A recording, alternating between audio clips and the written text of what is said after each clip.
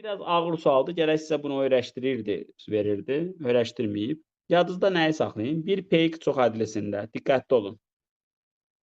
Bir px çox adresində, 1 əmsallar cəmi deyəndə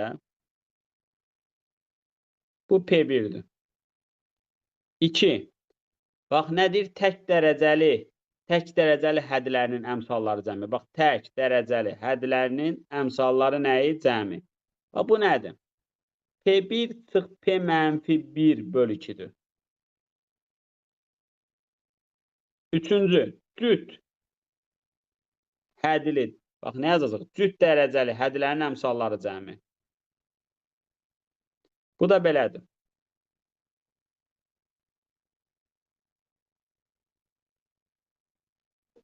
Müəllimlər, sizlərin izahlarınızda ona isbat vermişdim mənim kitabımda.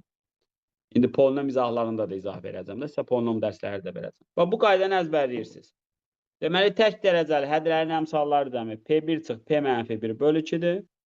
Cüt dərəcəli hədlərinin əmsalları cəmi P1 plus P-1 bölü 2-dir.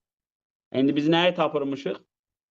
P1-i belədir 0. Bir də P-1-i. X-i yenə -1 qoyanda eləyir 2 üstü 6, yəni 60-dır. Onda deməli, təklər nəyə bərabər olur? P1 çıx P-1 bölü 2. Yəni çıx 0, 64 bölü 2. Bu da eləyir -32. Bildiniz?